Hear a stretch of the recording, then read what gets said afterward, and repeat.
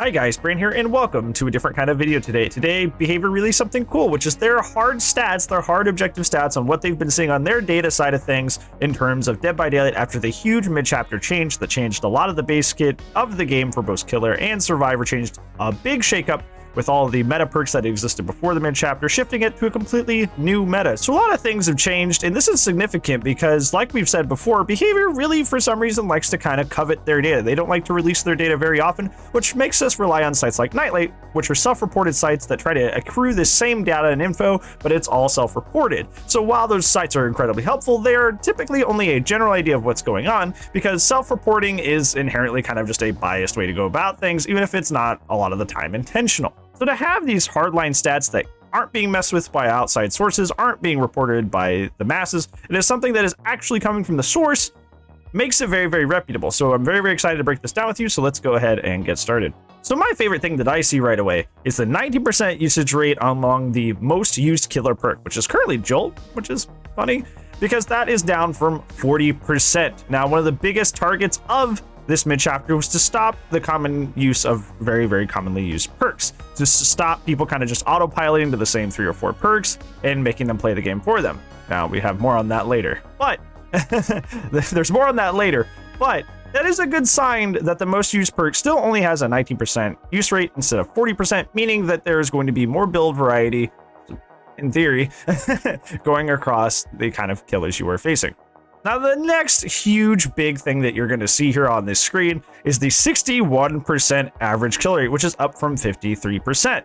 Now, this is a pretty big difference. This is a huge difference. Now, in your games, going from 53% to 61% is not as scary as it sounds, because it's dispersed across 4 survivors. There's 4 people in the game, so that's dispersed across 4 people.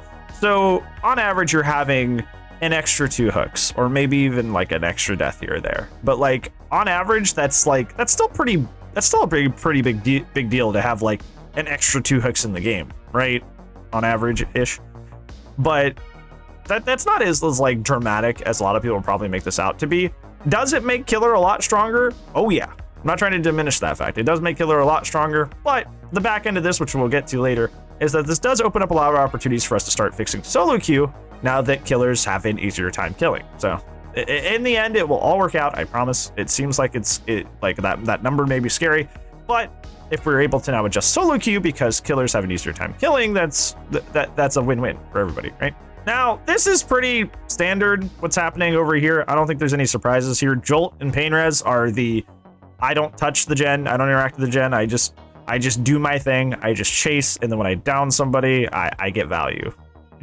With Pain Res, you still have to hook them on a Scourge Hook, and especially with certain Scourge Hook spawn placements, which are really bad, that may not be a thing. But essentially, these are the 2 big perks, which are I just want to chase, I don't want to think about, actually having to go kick a gen or babysit gens. I just want to play the game and have the gen slow down in the background. That doesn't surprise me that those 2 are now the most used. Barbecue and Chili is pretty cool. I'm glad to see that still up top, because a lot of people said this perk was absolutely ruined when it had its 4 stacks taken away, and obviously that is not the case. Barbecue and Chili still has great info reading. It is still one of the strongest info perks in the game for a killer to keep you in chase, to keep you pressuring the map in an efficient way, and I'm glad people are seeing that. Am I still sad that they took away the 4 stacks? Oh yeah. Do I still think that having the 4 stacks disencouraged tunneling and helped the health of the game? Oh yeah. But I still think I'm happy to see that a lot of people still love this perk, still run it, especially in tandem with Lethal. Still a great combination.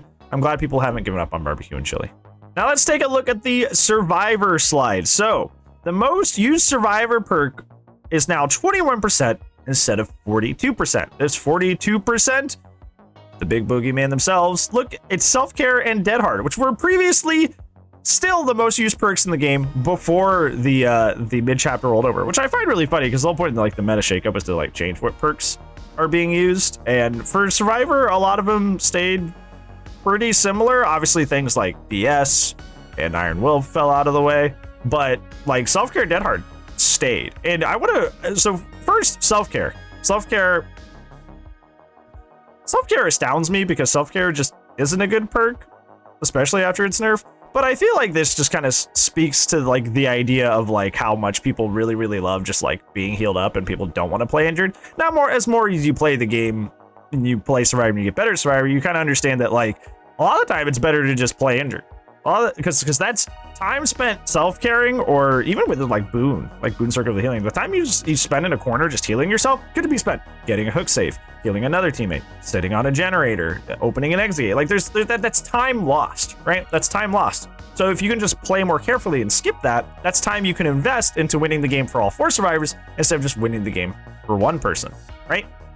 So, but like, you know, a lot of people don't get that. And until they get that information, once they learn that, self-care is always going to be popular.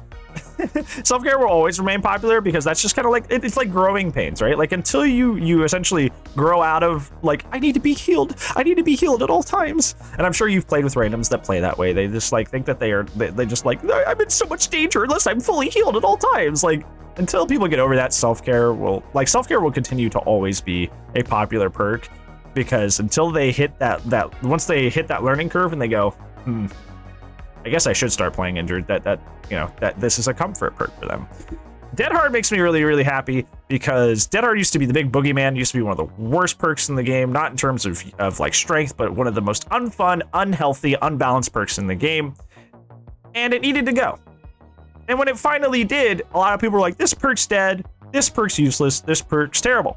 But what came up as people, kept using it, and they kind of started, investing time and seeing how does this new Dead Hard work, a lot of people found that it was actually still good. Except now it was just fair. Like, Dead Hard is not free to use anymore. It's not just get free distance, get free invincibility, and extend a chase for 15 to 30 seconds just because you pressed a single button. But if you are able to actually pull off a Dead Hard, hit that 0.5 second window and actually get them to hit your endurance, you get that speed boost, which is not something you got before with old Dead Hard. And now you're more easily able to chain tiles than even with the old Dead Hard. So you're able to extend chases because you were able to bait the killer into hitting you, or the killer was not patient. Now there's still some circumstances where Dead Hard is kind of BS still. Like if you vault a window, even like a medium vault, you can like Dead Hard afterwards. And even if you hit them through the window, they can still get it off. It's pretty easy. Or like they're approaching like a pallet and you gotta, either they throw the pallet or you hit the Dead Hard and there's like no winning there.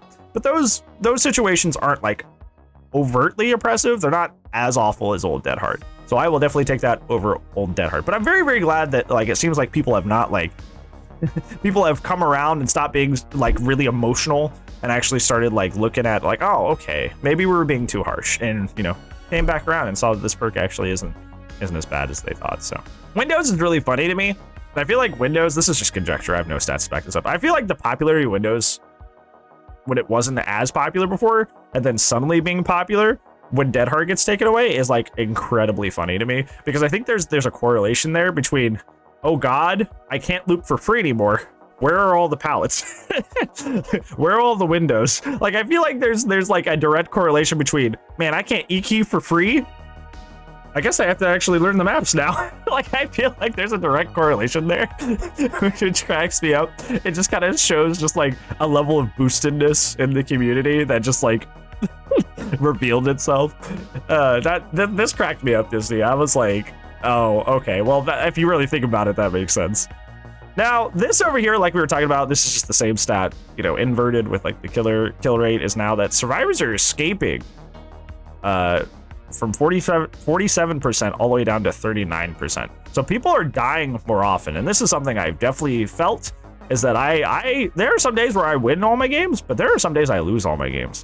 And I think that that's overall better for the game, because I'm not gonna lie to you, like I'm somebody who started learning Survivor. Like, I've always played Survivor, but I never like wanted to be like even moderately good at Survivor until right before the Midchapter. So I started learning in like the like May-ish. I was like, okay, I want to get good at Survivor. I want to be good at both sides of the game. I'll tell you, before the Midchapter, I could mess around so much and still win the game. Like, I could literally like mess around. I could do a bunch of totems. I could search a bunch of chests. I could chase with the killer for like forever, and still have enough time to get on the gens and just do all the gens and leave. Like it was like Survivor was pretty easy before the Midchapter. Survivor's actually kind of hard now, and Survivor's actually challenging. I find myself, if I lollygag too much, If I mess around too much, I lose. And honestly, that's kind of fair. If I'm not being efficient, why do I deserve to win? I don't know. So I think that makes sense. But yeah, it's just interesting. And like I said, now that the escape rate's lower, they're gonna look at that and go, oh, the escape rate's kind of low. And now they're going to adjust for solo queue, hopefully, to try and like curb out, you know, a lot, because a lot of the deaths happen because of a lack of coordination. That's the big thing. A lot of deaths in this escape rate, a lot of reason people don't escape is because of bad coordination. Because if you're not in a duo, you're not in a trio, you're not in a four-man, like you're not able to coordinate as well. So yeah, I've been playing in like 3 stacks lately. That's like the main way I've been playing. I've been playing either solo queue or 3 stacks. And even just having one random not being on the page, like that one person playing solo queue not being on the same page as the rest of you is like it can throw a whole game. It could really throw a whole game and cause a bunch of player deaths. And it's like, if we could just like have some sort of like, if solo queue wasn't that bad, you know, escape rate wouldn't be so low. So hopefully that's their next step. Hopefully that's their takeaway from this. Now, this final square is what intrigues me the most, because through my own personal experience and the personal experience of basically everybody I've talked to in the community, this is not intrinsically true, which weirds me out. They say that across the board, all of their queue times are faster. Across the board, all of their queue times are faster. This has not been my experience, and this has not been the experience of anybody I've talked to, anybody I've interacted with when it comes to the queue times as of late. Killer queue times are very long, and survivor queue times are like near instant. Because obviously when the mid-chapter came out, a lot of people kind of like, I would say overreacted to like the killer base kit buffs, because it's mostly a killer-sided patch. So a lot of people overreacted to that and feel like Survivor's dead, nobody wants to play Survivor anymore, they overreacted. And that kind of hasn't really gone away fully. So we're in this situation where the Survivor queue times are instant because there are less Survivor players, and killer queue times are long because more people are playing killer because it's the one that got like the most changes. But they're saying here, according to their data, is that queue times are down across the board. And I will say, like, with objectivity, my killer queue times are the worst they've ever been. I've never had killer queue times as bad as I have had since the mid-chapter. Now, sometimes they're fine. Sometimes they're like 2 or 3 minutes. But even then, that's pretty long, right? So, I don't know. Like, I guess, you know, my survivor queue times are like instant, so that's nice. But like my killer queue times are pretty brutal. So I don't know how like everything's better. Like, especially with this, the average queue time overall is down. I think this is what's happening. I think this is kind of like, I think they're kind of skewing the what stats they're showing to kind of paint a better picture. Because if you look at these two, they say launch day of the mid-chapter, and then they say average queue time is down from 91 seconds to 59 seconds. Going from, you know, a minute or two queue time to instant for Survivor, and if it's averaging both, even if the killer queue times are longer, the average goes down if one side is instant. So I feel like they're skewing the data here. I feel like they're showing like objective stats, but painting a different picture. They're like, oh, well, queue times are just better, guys. Don't worry. When, you know, that's not happening. You're just showing us 2 stats from the day of, and then saying, well, technically across both sides, the times are down. But if you look at like, if you start separating them into roles, I bet there would be a stat that showed that like killer queue times were through the roof. So yeah, I kind of don't like that. That seems like they kind of like manipulated that there, but you know. But yeah, that's the stats that behavior showed. There's more to this. There's a lot that they talk about down below, but that's stuff that we've, you know, a lot of it we've covered before. A lot of it's talking about just like what were the perks that were most used before this, and then what perks are used most now, aside from the top 3, which we've talked about a lot in many different videos. So I'm not going to go directly into that. That is on their official Twitter if you want to see that yourself. I think a lot of this is good. I feel like the next step obviously would be like, are we going to address solo queue? Are we going to make solo queue better now that killers are better?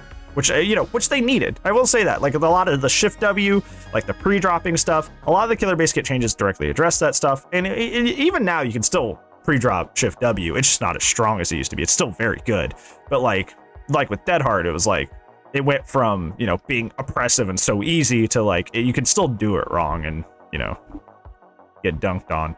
So yeah, so I'm hoping that with these killer base kit changes and the data they have from it, that they turn around and try to make solo queue not as unbearable of an experience, so that we can finally get to a more balanced place in the game. So yeah, let me know what you think about these data slides that DBD released. What do they make you think about the game? What are you most hopeful for? Or what are you most scared of? Let me know down in the comments below. But other than that, thank you so much for watching, and I appreciate you. And hopefully I'll see you in tomorrow's video. But if I don't, see you, when I see you. Goodbye.